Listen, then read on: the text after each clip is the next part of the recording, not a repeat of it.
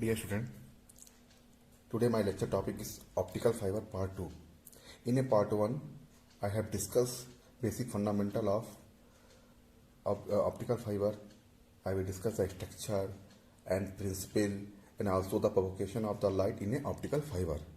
Here I will discuss the step index fiber, gated index fiber, meridional rays, skew rays and dispersion. In this slide, we will discuss the nature of the light path in the step index fiber. What is the meaning of the step index fiber? Here I am showing two types of fiber. Below one is known as a step index single mode fiber and above is known as a step index multi-mode fiber. Here you can see that the refractive index are varies in a step form in the both cases. You can see that when R is less than small a, small is the core diameter. So you can see that the refractive index is equal to the value of N1. When R is greater than A, it means that you will go here. The refractive index is equal to the N2. And you know very well, N2 is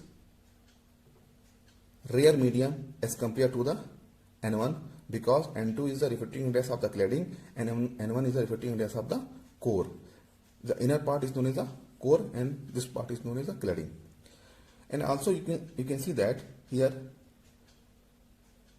the core diameter is very small as compared to this one. Due to the larger diameter,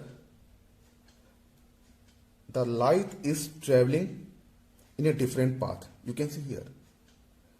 We can say that light have a more path through this fiber. But in the case of this one, due to the small diameter, the light is traveling only in a single path, not as compared to the above path. What will happen when light is traveling in a single path? You can see that the input signal here is the output signal in the both cases. The input signal is less destroyed in case of single mode fiber. It means that you will get almost same information as compared to the input and output. Here you can get a less loss in an input signal. But when you will consider the multi-mode fiber, what will happen?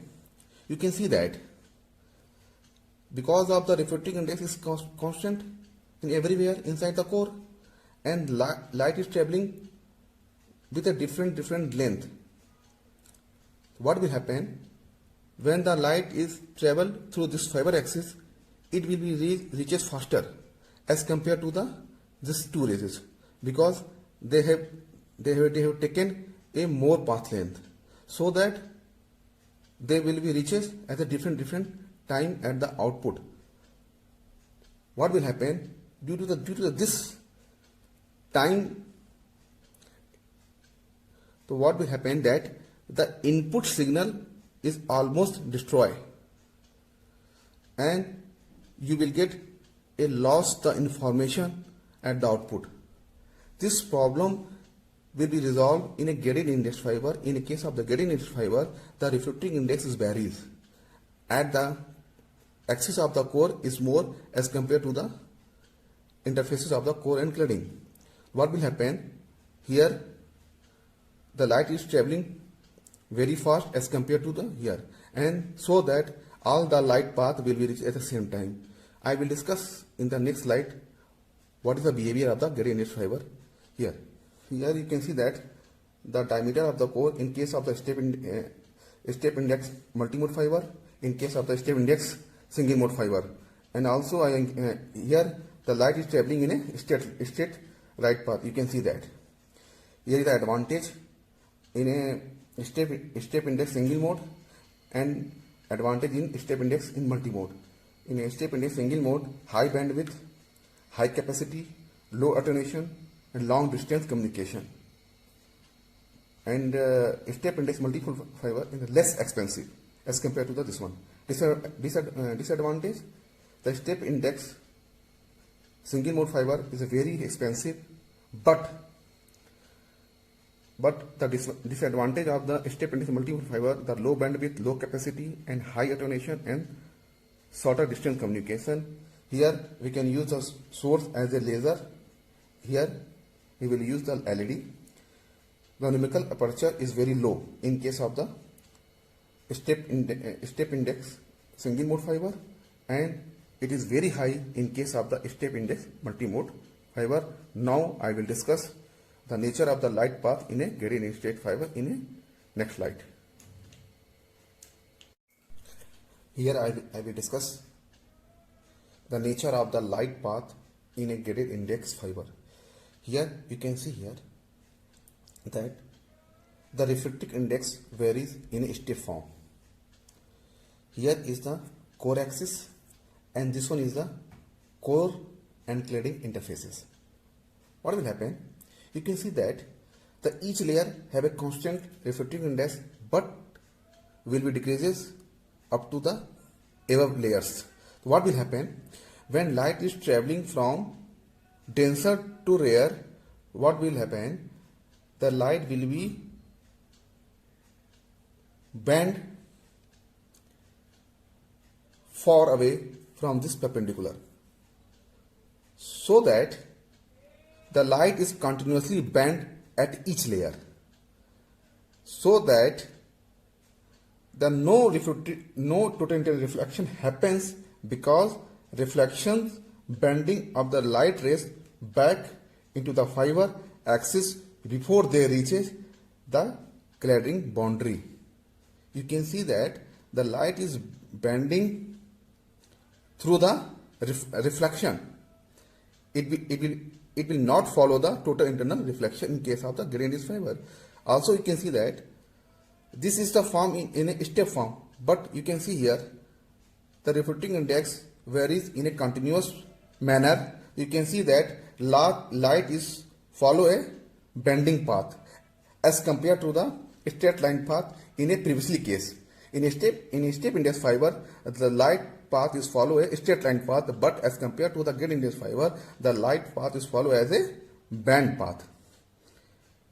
And also here you can see that the reflecting index varies like that in this manner. Here alpha is a fitting parameter. When the alpha is 2, it will behave as a parabolic form. When alpha is 1, is behave as a triangular form, and alpha is infinite, is behave as a step index fiber. Here I am taking the alpha is equal to the 2 because the reflecting index vary as a parabolic form.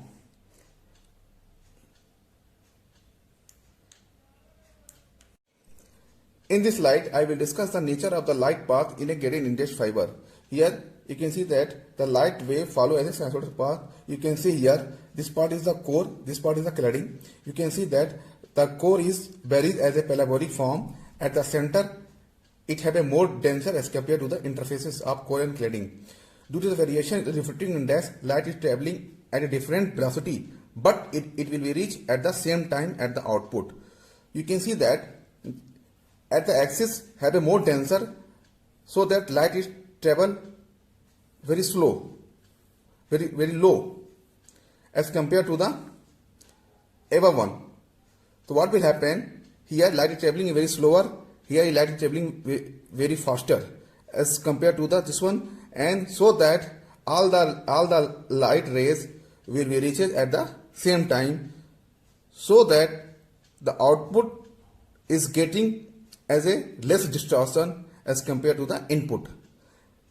But in the case of the step index fiber, due to the not variation in the reflecting index, it means that the reflecting index is constant in a core, so that light will be reached at a different time at the output. So output was getting distorted in the case of the step index fiber, and also we can resolve this problem with the help of the gradient index fiber. Here I am showing the advantage, disadvantage, and source and numerical aperture. Advantage is the low distortion, high bandwidth, high capacity, low distortion of the signal. Disadvantage is very expensive, difficult to manufacture. We can use laser as well as LED. and numerical aperture is very small. In this slide, we will discuss the type of the rays. There are two types of the rays. Is the meridional rays, other one is the skew rays. In case of the meridional rays, the light path always cut the optical axis. You can see that. You can see here. This is a cross-section view. Here 1 and 3 you can see here, and 2 is here. You can see that the optical axis is always cut by the light path. And the grating index, you can see that here is a more thicker as compared to the upper one, but you can see that it is also cut the optical axis in case of the meridional rays. But in the case of the skew rays, the light path could not cross the optical axis. It means that they will not cut the optical axis, they will follow like that. You can see here the cross-section view. This is the optical axis and the rays is going through the like that, and the grating index, you can see the circular path and this optical axis. In the both cases, the light will not cut the optical axis as compared to the meridional rays. In this slide, we will discuss the dispersion. Dispersion means loss in a signal. The pulse broadening per unit length due to the ray traveling at a different angle, and also the depend on the material. First, we will discuss the rays travel at a different angle. Here you can see that the light will be entered at angle I0 and they follow the total internal reflection. Here is the angle of theta c, here is the angle of theta r. Now we will calculate the time required from the light is traveling from here to here. This is the time is BC plus CD is divided by B. B is the velocity of the light in a medium. You can write like that. And also you can see that BC is equal to BG upon a cos R and CD is equal to GD upon a cos R. So that BC plus CD is equal to BG plus GD and dV by cos R, and we know that the length of BD is equal to small l. Here the time is in the form of N1 L divided by cos R. When the angle is I not is equal to 0, it means that here at the axis of the fiber, here the light is traveling very fast and it will require less time. It will be here a minimum time. Here N1 by L by C, because I naught is equal to 0 and theta is equal to 0.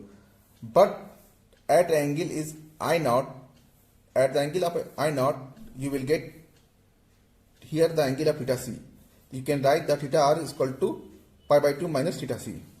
And when the value of the theta is putting here in this equation, you will get the maximum time. So you will calculate the maximum time for the light is N1 square by N1 square into L divided by C into N2. Now here the time travel at the output is time maximum minus time minimum. Here you can say that the time broadening per unit length is equal to N1 by N2 is equal to N1 minus N2 divided by C. The pulse broadening over an angle 0 to I0 will be broadened as its propagation through the fiber, and the pulse broadening per unit length as given by the equation this one. Now what will happen in case of the material? The material dispersion arises due to the variation of refractive index of the core material as a function of the wavelength. It means that consider a plane wave, electromagnetic wave of a spectral line of delta lambda naught. The center is about the lambda naught. You can write the traveling wave equation like that. K is the propagation constant, omega by B, and also we will consider the crude velocity, because here you can see that the wavelength is a function of the refractive index they have a more wavelength, have a different velocity, so we will consider as a group velocity is equal to d omega by dk. In this slide, you can see the taking the differential of equation 6 here, and then the value of this one is will be put in equation number 7. So you will calculate the value of the group velocity like that. Here I am using some calculation and some arrangement in a equation number 8, and we will get the final result of the group velocity like that in this form. Now we know the value of the group velocity. We can calculate the time taken by the light pulse to travel a distance small l of a optical fiber is given by like that. Here, because of the different in a wavelength taken the different time to travel the distance l of the fiber, you know the very well the spectral width of delta lambda naught is central about the wavelength lambda naught. You can write the pulse time interval is equal to like that, and you will take the derivative of this equation with respect to lambda naught. You will get this result, and finally you will calculate the pulse width per unit length is equal to this one. You can see that the spectral width of the source is smaller, this one is also smaller, and the communication occurs at the lower wavelength or higher frequency.